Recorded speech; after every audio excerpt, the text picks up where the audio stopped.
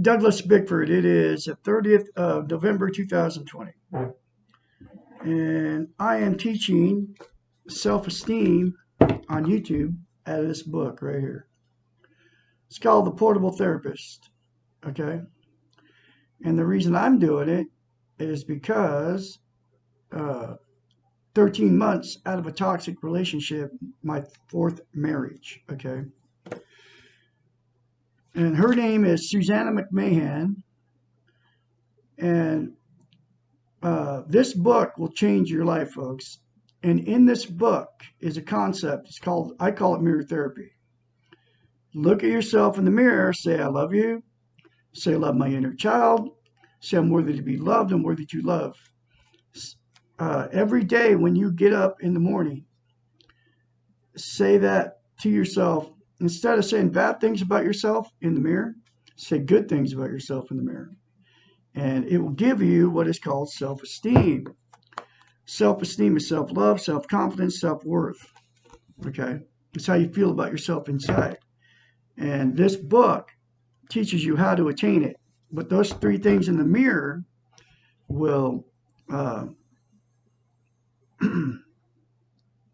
give you self-esteem. And then get the book. It's in a link in the description of every video I put up.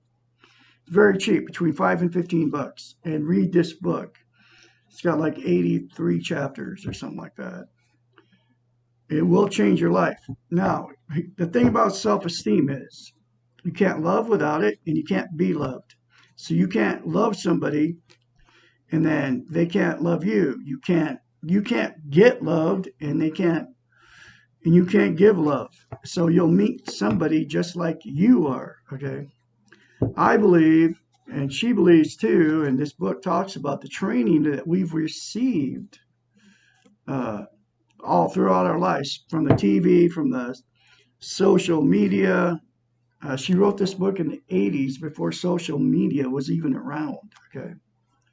And she's talked about how we've been trained not to have self-esteem, okay? And so I'm teaching it because, number one, the reason I didn't have any, because I was, for my whole life up till 65, emotionally, sexually, and physically abused as a child by my parents. So it made my whole life. That's why I've been married 4 times, because I had no self-esteem. I didn't have any self-esteem. So um,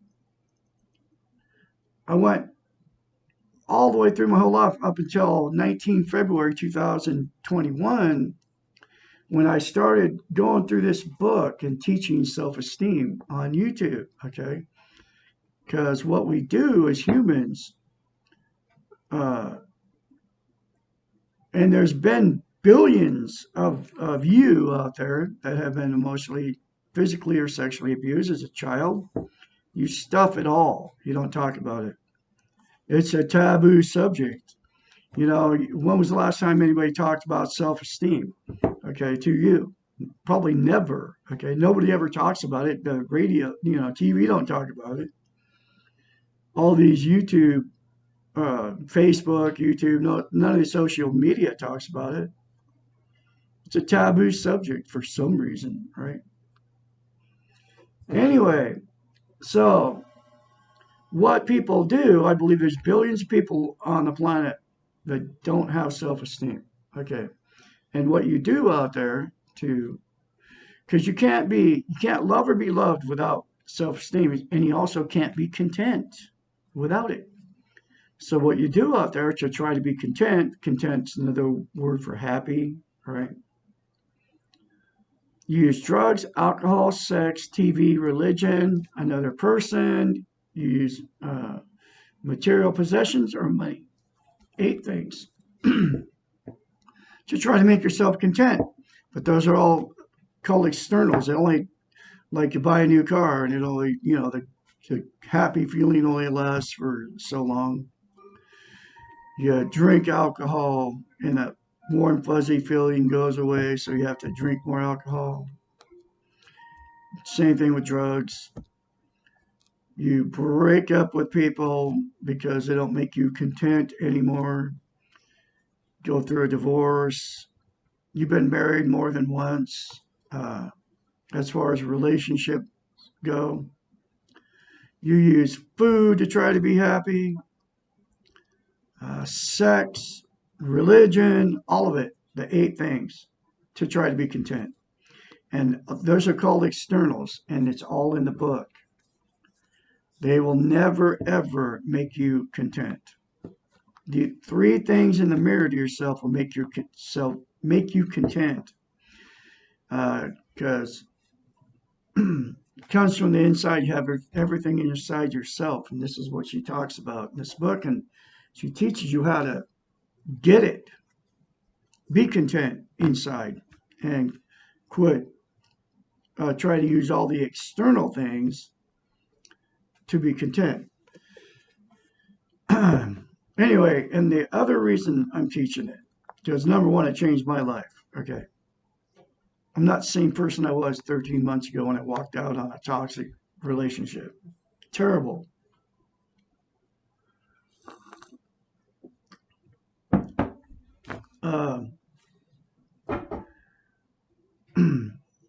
Number one, number one is it saved my life. Okay, this lady saved my life. I'd love to meet her.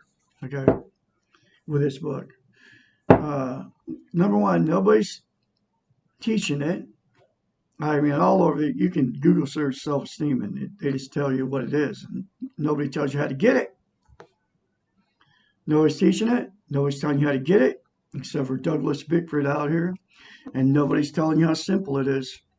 And it's very simple to attain self-esteem. But the thing about mirror therapy is what I call it.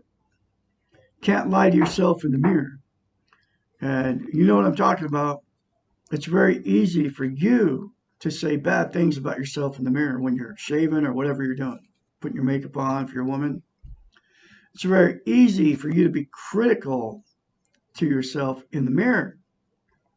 And we all do it. I used to do it. I don't do it anymore. Very easy for you to say bad things about yourself in the mirror.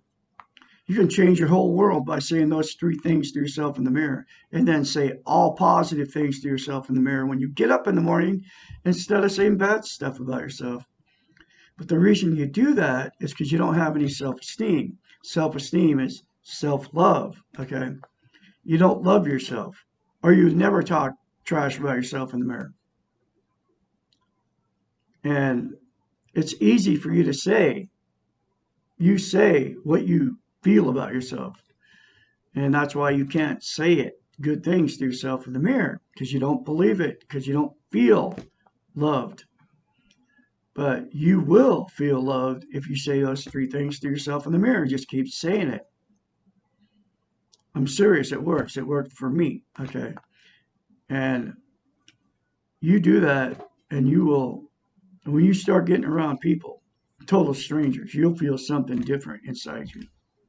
Happened to me, and it happened to me in grocery outlet. You'll feel it. The more you say it, the more you feel it, and the more you believe it. Those 3 things. Okay? Now I'm going through this book a chapter at a time, and the next chapter is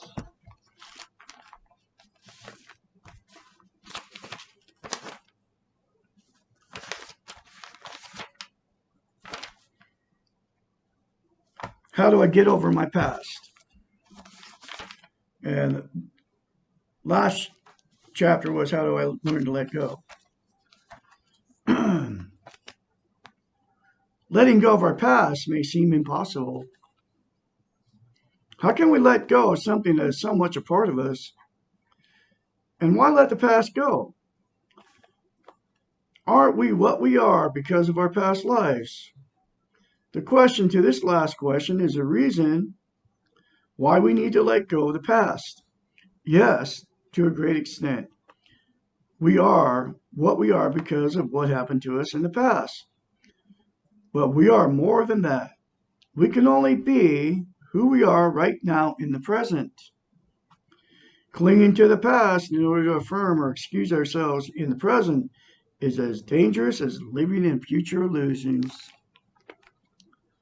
Neither one is a reality of ourselves. Neither one is in our control.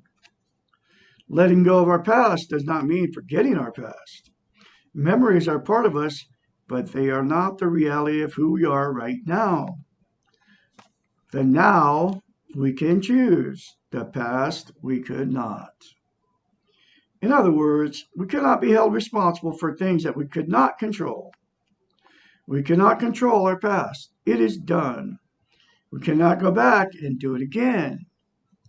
That is why it is important to let go and move on. Like me, I just got out of a toxic relationship 13 months ago. There's nothing I could do about it. It happened. Neither one of us had self-esteem. You destroy each other without self-esteem. Because she couldn't love me and I couldn't love her. So we destroyed each other. And there's billions of you in toxic relationships right now with no self-esteem. And you know what I'm talking about. The fighting, the arguing, the getting in the car, running down the road. Oh, I got to get away from this maniac.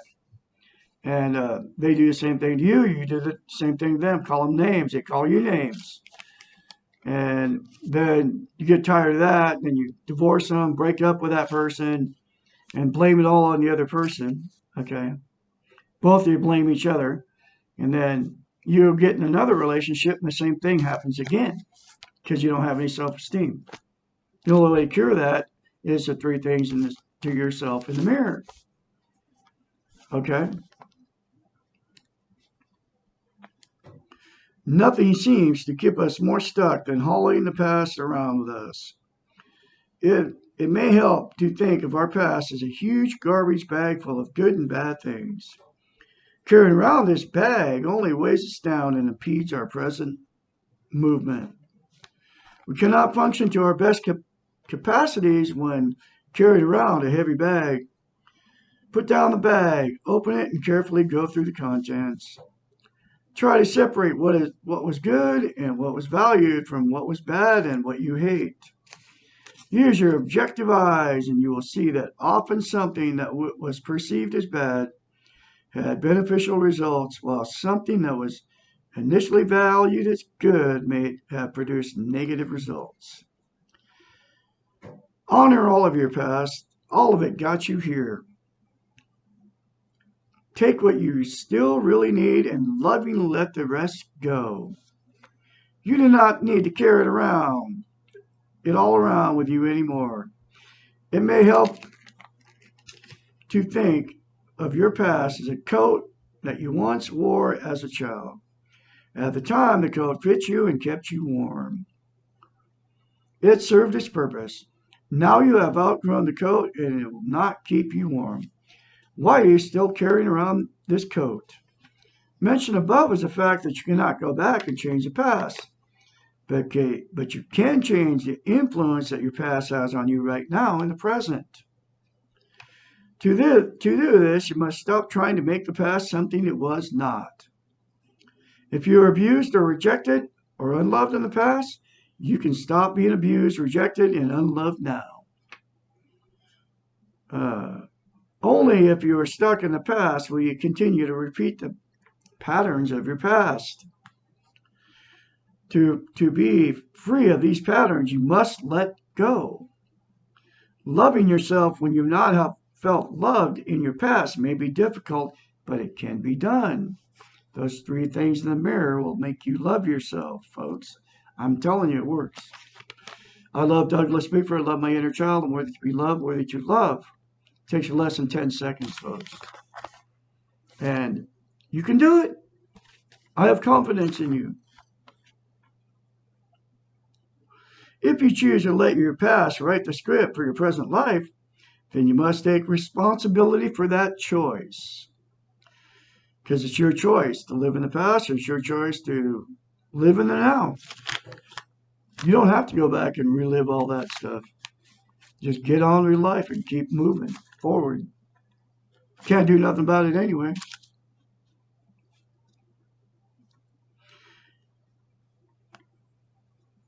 It is your life, and you are more than what you have been before. Be the best you can be right now. Let go of what is holding you back. Be free. The past may feel like a prison, But you do have the key, and you can walk away whenever you choose to let go of your past. Very simple. Okay, just like saying that to yourself in the mirror is very simple too.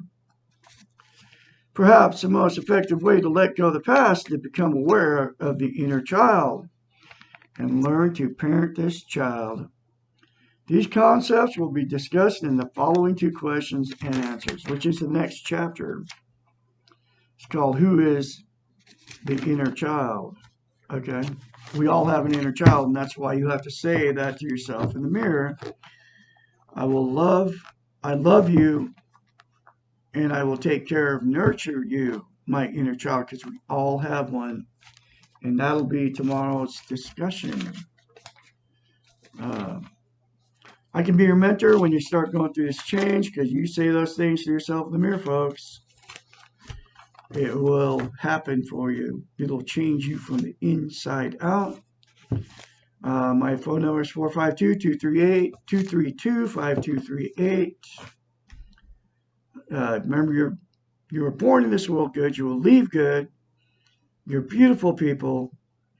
And you all have a great day out there. I'll have another chapter for you tomorrow.